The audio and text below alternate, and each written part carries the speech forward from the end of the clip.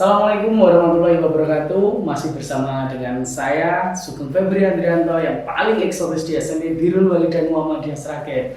Masih bersama dengan acara Obama, obrolan bermakna. Oke, untuk kesempatan pagi hari yang cerah ini kita kedatangan tamu yang luar biasa sekali ya dari salah satu alumni. Karena memang ini alumni yang sangat luar biasa sekali. Alumni pertama dari SMP Birrul Walidain Muhammadiyah Sragen. Oke, kenapa harus kita undang beliaunya sampai ke sini itu? Apa yang spesial dari alumni tersebut? Nanti biar beliau sendiri yang memperkenalkan diri. Langsung saja kita bertemu dengan Mas Dias, Bagas Dias ya. Terima kasih. Bagaimana kabarnya Mas Dias? Alhamdulillah sehat. Oke, mungkin bisa memperkenalkan diri Mas Bagas Dias. Sebelumnya mohon izin memperkenalkan diri, nama Bagas Dias Maula, pangkat Brigadir 2 Taruna. Saya sekarang menjadi seorang taruna akademi kepolisian. Saya kebetulan alumni pertama dari SMP Birrul Walidain Muhammadiyah Sragen ini. Oke, untuk tempat tinggalnya Mas Bagas? Ya, kebetulan saya asli dari Sragen, tepatnya di Kecamatan Pruko, Kabupaten Sragen. Alamat lengkap saya di Bandung, RT 16, Bintan Banaran, Pruko, Sragen. Oke, luar biasa sekali. Karena kemarin itu kita mencoba menghubungi beliau, tapi masih pendidikan ya saat itu ya, Mas? Berapa lama Mas Dias? Untuk pendidikan itu kan saya masuk tahun 2020, Ustaz. Oke. Tahun 2020 masuk sekitar bulan Agustus atau September. Nah, itu pendidikan pertama itu 3 bulan pertama di Magelang, di Akademi Militer. Nah, di situ 4 matra.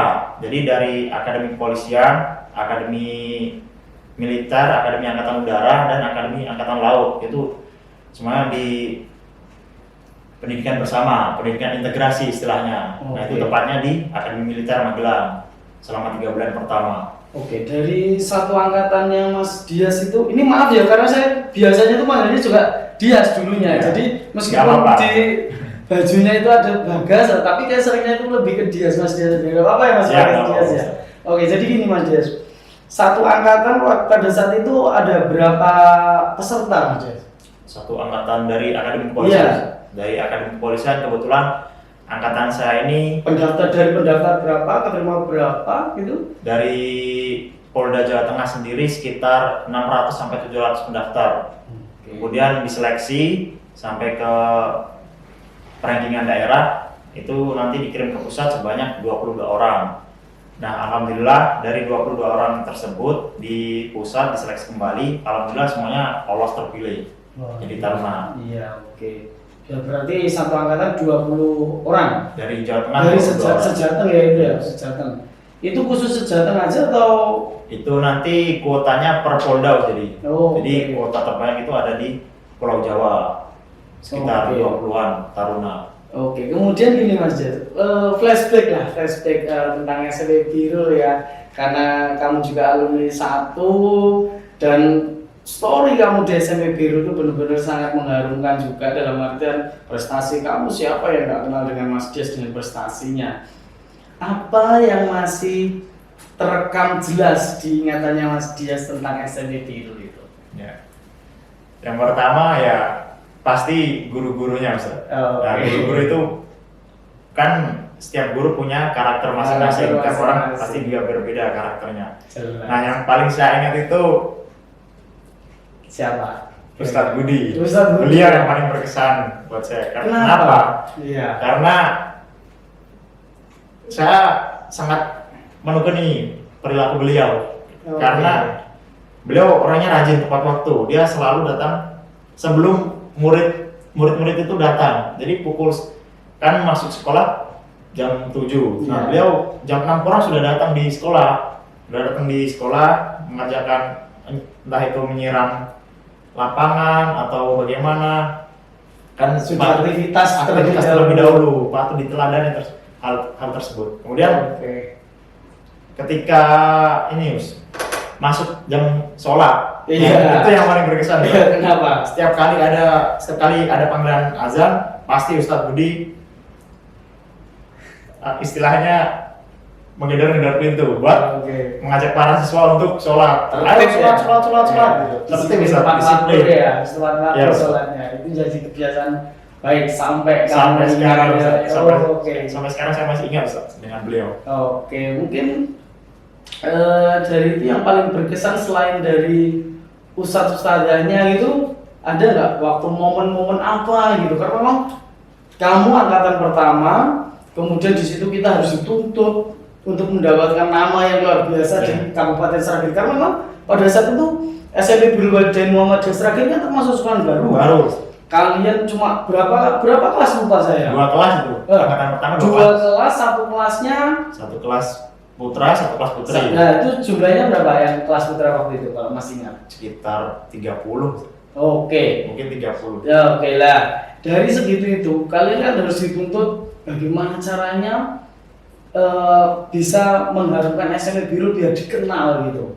Dikenal. Nah, dari proses seperti itu, apa yang paling berkesan? Nah, yang paling saya ingat Ustaz kan di Menghadapi UN dan lain sebagainya mungkin atau gimana? pada saat menghadapi tryout atau mungkin UN kan SMP Birrul punya program Iya, Mabit. Mabit. Program Oke. Malam Bina Iman dan Takwa. Oke. Nah, pada saat Mabit itu kan kita satu angkatan itu kan 2 kelas Ustaz. Iya. Satu angkatan 2 kelas, malam hari kita bersama-sama di sekolah untuk apa? Untuk belajar buat persiapan Besok. tryout ataupun UN. Oke. Nah, di situ kita merasa kita sesama teman itu saling berdiskusi bersama guru-guru. Kita saling sharing bagaimana menghadapi besok biar bisa sukses untuk persiapan tempur istilahnya. Iya, karena memang tuntutan yang luar Iya. biasa ya saat itu ya. Tuntutan luar biasa sampai apa namanya? Datang jam ke 0, Jam 0, pulang sore malam langsung mabit. Kalau nggak salah dulu itu pernah ngalami juga UN itu malamnya mabit, besoknya UN. Iya, Nggak salah. iya. Luar biasa sekali saat itu. Memang untuk perjuangan alumni itu luar biasa. Terus gini Mas Dias, untuk proses menuju ke akademi polisi ya berarti ya, Iya. itu baru pertama langsung kamu Lolos. lolos atau melalui proses berapa kali gitu? Setelah lulus dari SMP kan saya melanjutkan ke SMA Negeri 1 Sragen Ustaz. Oh, Nah, oke. dari SMA itu saya lulus tahun 2019. Iya. Tahun 2019 saya mencoba langsung daftar Oh. tanpa persiapan apapun Ustaz. Yang penting saya yakin Iya. saya mencoba daftar. Nah, dari pendaftaran tersebut saya mendaftar ke Polres Sragen, langsung ke Polda Jawa Tengah kan. Nah, pada saat pengalaman pertama saya itu tahap pertama itu pada saat tes kesehatan Ustaz. Iya. Tes kesehatan itu meliputi visual Keseluruhan. keseluruhan fisik dari atas sampai ke bawah. Nah, di situ pada tahap pertama itu Ustaz, saya langsung dinyatakan gugur karena ada satu item yang saya tidak memenuhi syarat. Oke. Dinyatakan langsung gugur. Nah, dari situ saya pulang menangis Ustaz. Oh. Saya pulang menangis. Itu pertama kali tes ya? Pertama kali Iya. tes. Ustaz. Pertama kali tes, saya campur aduk Ustaz. Iya, oke. Rasanya seperti apa. Tapi kan langsung jadi evaluasi Iya. ya. Langsung jadi evaluasi. Nah, kemudian ya tahu lah Ustaz. apakah bagaimana langsung saya- putus asa? Ustaz tahu lah bagaimana rasanya Oke. gagal pada tahap Iya. ya beberapa hari saya mengurung di rumah Ustaz. Jujur saya seperti frustasi gitu Ustaz. Oke. Saya mengurung diri tapi nggak berhenti di situ Ustaz.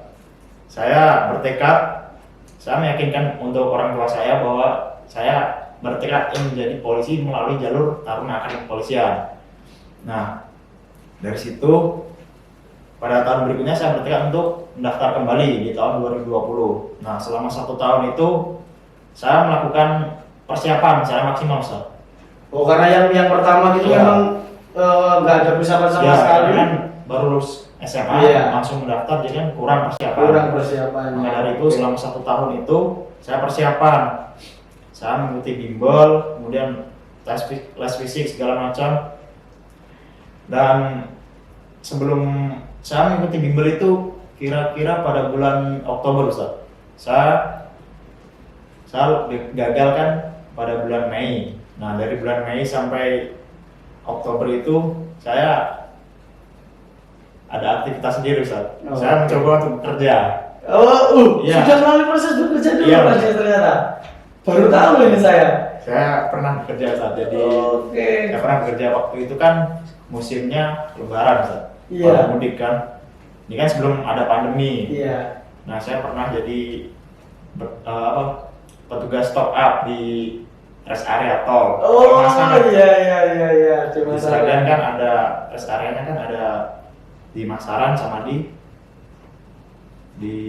sebelah mana, Ustaz? Ada dua. Ada dua. Tapi kamu posisinya di rest area yang wilayah Masaran. Di rolling, Ustaz. Oh, Yang oke. di Masaran, kemudian yang di mana? Sebelah mau ke arah ke Ngawi, Ustaz. Oh, Kemudian oke. kan ada juga yang di Ngawi. Nah, Iya, saya juga iya. pernah ke Ngawi itu. Oke. Rest area Ngawi. Itu berarti proses bekerjanya itu biar menghilangi rasa frustasi ini untuk mengalihkan frustasi atau gimana? Ya, saya mencoba mencari pengalaman. Oke. Mencoba mencari pengalaman bagaimana bisa mencari uang. Iya, oke. Tapi tetap di dalam hal tetap bertekad pengen nyoba lagi kan itu. Berarti itu bisa nggak kalau itu saya sebut sebagai iklan di kehidupan gitu? Iya, bisa. Iklan ya, iklan. Berapa lama di stop area itu di Ya, kayaknya rest sampai area? 1 bulan. Nggak sampai Nggak 1 sampai bulan 1 ya. bulan. Tapi sambil bekerja itu tetap progres untuk Tetap latihan persiapan. dan sebagainya itu tetap ya. Tetap. Oke, baru tahu kita kalau kamu ngalami seperti itu juga. Oke, kemudian mencoba yang kedua itu di bulan apa? Di bulan Maret, Ustaz. Bulan Maret kan mulai pendaftaran online. Oke. Jadi pendaftaran Polri kan pendaftarannya online. Saya Maret mencoba mendaftar. Nah, itu setelah saya persiapan maksimal, saya rasa Iya. saya sudah matang persiapan, Ustaz. Jadi saya yakin itu untuk pendaftaran kedua saya mengikuti. Nah, seiring berjalannya waktu saya mengikuti tes. Nah, pada saat tiap tes itu saya memiliki target, Ustaz. Saya kan tes itu ada tes yang pertama kesehatan, Iya. kemudian psikologi, akademik. Oh, sebelum akademik ada jasmani. Nah, setelah jasmani baru akademik. Setelah itu ada tes kesehatan tahap kedua. Nah, pada tahap tes ini kan ada tes yang dimana keluar nilainya, Ustaz. Oke. Jadi nilai Langsung keluar nilainya. ya, nilainya langsung keluar. Nah, tes-tes yang ada nilainya itu seperti jasmani, psikologi, sama akademik. Nah, pada tes tersebut saya memiliki target, Gus.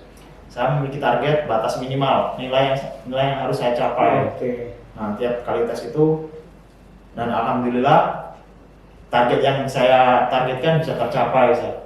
Oh, berarti meskipun di di pihak sana itu sudah memberikan intinya batas minimal Ya. nilainya, tapi Mas dia sendiri Punya juga target punya sendiri. target sendiri internal ya. Otomatis target antara yang di akademis sama di internal Yang diri saya- kamu lebih tinggi di lebih. internal kamu. Dan itu bisa kamu lewati Bisa, semuanya. alhamdulillah bisa. Dan dari saya menargetkan tersebut, alhamdulillah saya kemarin ya lumayan lah dapat ranking 3 Ustaz, satu Jawa Tengah. Alhamdulillah. Pada saat tes penerimaan daerah saya mendapat ranking 3 dari saya menargetkan hal tersebut. Oke. Kemudian gini ya, untuk pencapaian seperti itu kan otomatis nggak terlepas dari kebiasaan yang sering Mas Dias lakukan. Ada nggak ikhtiar khusus yang kamu lakukan? Ya bisa dibilang ritual apalah, berzikir, sholat duha, seperti yang kita terapkan di SMP Birul gitu. Ya seperti Tahajud dan lain sebagainya. Apakah itu masih juga melekat di dalam diri Mas Dias seperti yang dilakukan di SMP Birul juga? ya, seperti yang saya katakan tadi, Ustaz, saya kan memiliki guru panutan sih, Ustaz Oke. Budi. Nah, dari situ saya belajar dari beliau bahwa beliau pernah mengatakan seperti ini. Wah, masih ingat ya? Masih. Luar biasa. Bagaimana Mas Dias? Jadi Kutipannya? jika kalian memiliki target atau cita-cita yang ingin dicapai, jangan pada saat kalian berusaha diimbangi dengan doa. Jangan kalian usaha saja tapi berdoa lupa. Jadi setiap kali memiliki target itu, usaha dan doa tetap diimbangi Ustaz. Balance. Jadi saya mengikuti kata-kata beliau, saya istilahnya prihatin Ustaz. Prihatin, nggak mau macam-macam lah istilahnya. Iya, luar biasa. Itu saya usaha, ibadah, sholat tahajud. Dulu saya ya alhamdulillah walaupun tidak terlalu rutin, tapi kalau pada saat tidur itu menyempatkan untuk sholat tahajud. Sholat tahajud, kemudian berdoa malam. Bisa nggak itu kalau saya sampaikan seperti ini? Itu tidak terlepas dari kebiasaan yang kita berikan di SMP Biru. Bisa. Oh, oke, bisa ya. Bisa ya. Itu jadi kebiasaan di SMP Biru berarti masih melekat, masih terbawa. Sampai sekarang? Masih. Wah, sih luar biasa sekali ya. Kemudian setelah hasil yang sudah kamu terima, pencapaian Mas Dias sudah sampai segini itu, kemudian otomatis itu ada pemberitahuan ya. Itu dalam bentuk apa pemberitahuan lulusnya itu Mas Dias? Kan dari pengiriman kan ada tahap seleksi daerah sama seleksi pusat. Oke. Setelah dinyatakan dari seleksi daerah itu kan dikirim ke pusat sebanyak 22 orang dari Jawa Tengah. Nah, 22 orang itu nanti diseleksi kembali di pusat. Itu saingannya seluruh Indonesia Ustaz. Oke. Nah, dari situ, dari tahap-tahap yang kita lalui bersama, dan alhamdulillah dari 22 orang itu dinyatakan lulus melalui sidang Pantekir pusat. Nah, di situ sidangnya ada di dalam seperti aula gitu saja di Akademi Kepolisian, kan itu tesnya di Akpol selama 1 bulan penuh tes di situ.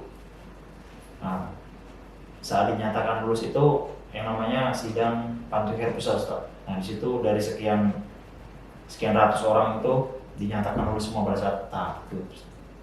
Setelah mendengar kelulusan itu, pada saat itu didampingi orang tua nggak? Didampingi orang tua nggak? Kebetulan pada saat itu kan sudah pandemi, oh, jadi gitu. Oh iya. Orang tua sama sekali. Tapi tetap koleng-koleng. Tapi orang tua tahu nggak? Orang tua tahu dari orang Polda Jawa Tengah, Ustaz. Jadi kita kan ada calon taruna kan ada yang namanya Papim, Ustaz, perwira pendamping dari Polda. Nah, dari Papim tersebut nanti beliau yang memberitahu kepada orang tua. Oh, berarti selalu mengkoordinasikan dengan keluarga. Ya, selalu mengkoordinasikan terkait ada momen apa seperti itu. Ya. Oke. Kemudian pada saat itu berarti nggak bisa langsung menghubungi kamu? Nggak bisa, Ustaz. Nggak bawa alat komunikasi. Nggak boleh. Oke. Kemudian sampai rumah gitu, kira-kira orang tua gimana? Kamu sudah sampai suksesmu seperti ini. 1 bulan mengikuti tes itu kan dinyatakan lulus, langsung berangkat ke Magelang, jadi nggak pulang dulu. Oh. Setelahnya masuk pendidikan. Berangkat ke Magelang selama 3 bulan pertama. Nah, setelah selesai kan ada yang namanya Wisda Prajurit, Wisjur. Nah, di situ orang tua juga tidak hadir karena pandemi juga. Semuanya tidak hadir. Ya. Padahal tahun-tahun sebelumnya itu orang tua hadir semua. Setiap kali ada Wisjur pasti orang tua menghadiri acara tersebut. Berarti kurang lebih seperti akhir usaha desa juga. Nah, di situ saya ya merasa sedih Ustaz, karena di momen-momen bahagia saya orang tua tidak hadir. Nah, tapi tidak berhenti di situ Ustaz. Itu kan setelah 3 bulan pertama kita kembali ke matra masing-masing. Saya kembali ke Akademi Kepolisian. Di situ kurang lebih 2 minggu di Akpol. Kemudian ada program yang namanya PJJ, pembelajaran jarak jauh. Nah, saya ingat sekali saat itu pada saat mau pulang itu saya dijemput oleh bapak saya. Nah, di situ saya langsung terharu Ustaz, ketemu bapak saya pertama kali setelah 4 bulan tidak ketemu. Saya langsung peluk erat itu Ustaz, bapak saya. Kemudian diantar pulang, ketemu sama ibu, langsung saya cium kaki ibu saya. Oke, disambut keluarga besar. Disambut. Luar biasa sekali. Otomatis itu juga nggak terlepas dari doa orang tua ya, orang tua ya. Oke. Luar biasa untuk pencapaian Mas Dias dengan proses ternyata masih melalui bekerja juga. Ini kira-kira saran untuk adik-adik kamu di SMP Birul? Ya, saran saya untuk adik-adik di SMP Birul, jangan pernah takut untuk mencoba. Karena apa? Jika kita mencoba kan, apabila kita mengalami kegagalan, di situ kita bisa menemukan jati diri kita. Jadi kita mau melangkah seperti apa itu, kita tahu kita harus bagaimana menyikapi dari kegagalan tersebut. Jadi intinya tetap semangat, jangan lupa ibadah juga.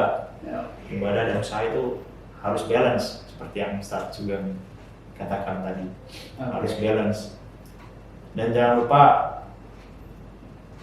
kalian harus memiliki target di hidup kalian masing-masing. Jadi jangan stuck di situ saja. Kalian harus memiliki target dan harus bisa melampaui target tersebut. Seperti itu, Ustaz. Oke, kemudian masih ingat dalam benaknya Mas Dias nggak perbedaan SMP Birul yang dulu dan yang sekarang itu apa yang terlihat jelas setelah sekian lama nggak pulang ke SMP Birul terus dua kali kamu kesini kemarin? Dua kali. Dua kali. Waktu pertama kali kesini nggak bingung? Nggak bingung, Ustaz. Nggak bingung ya.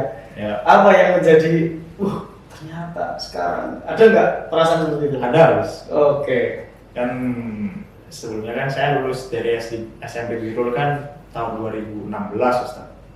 Tahun 2016, sekarang sudah tahun 2022 awal. Nah, kurang lebih 5 tahun, jalan ke 6 tahun, Ustaz. Saya tidak melihat SMP Birul. Pertama kali saya sekolah di sini kan dulu kan bangunannya kecil, Ustaz. Ada dua kelas dengan satu ruang guru atau kantor.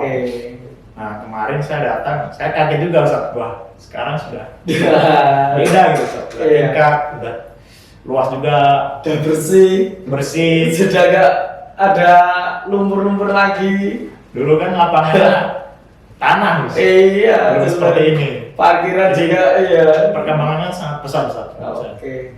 Alhamdulillah perkembangan SMP Birul dapat maju dengan besar. Oke, ya itu nggak terlepas dari prestasi alumni satu yang menjadi cikal bakal kan.